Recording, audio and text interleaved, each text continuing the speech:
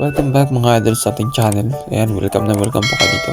Sa mga hindi pa subscribers, paki-subscribe and follow na rin po sa ating Facebook page. Ayan, nakakita tayo ng isang labahita.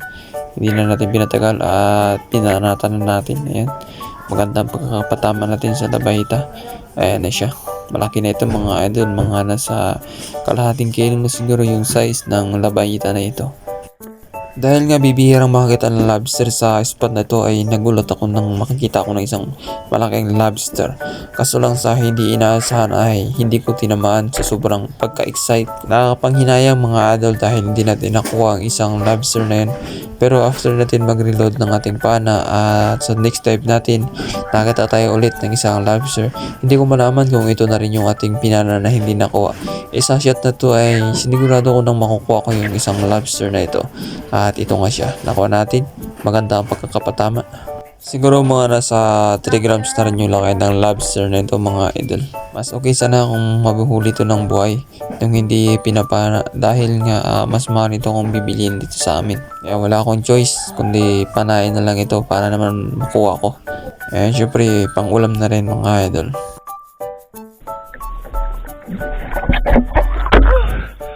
Kita pa rin mga idol. Dali natin.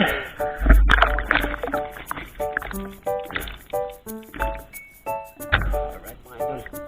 Dali tayo ng isang lobster. Mga 3 grams na lobster. Bukas. Ayan, sa next dive ko mga idol, nakakita ako ng isang shells. Hindi ko malaman kung anong tawag sa shells na ito pero malaki itong shells na to.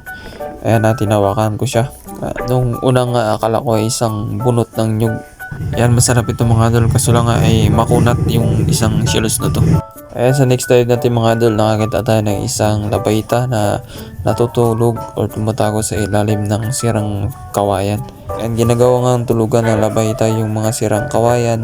Ayan, madalas din tayo makakita ng lapu-lapu.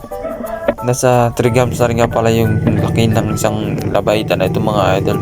Nakadali na naman nga tayo ng isang magandang klase na isda or maganda iihaw. Sa next dive natin mga idol, nakakita tayo ng isang natutulog-tulog ng maya-maya. Ayan, magandang panain dahil hindi gumagalaw. Nasa 2 grams na rin nga pala siguro yung maya-maya na ito mga idol.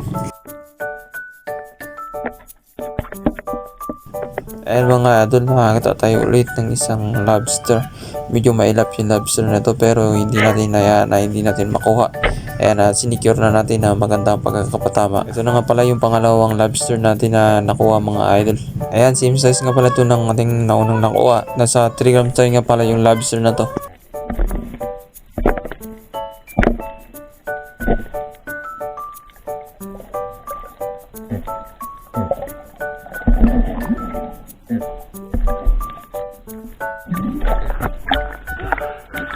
Ayan ako sa lobster mga idol. Pangalawang lobster natin to.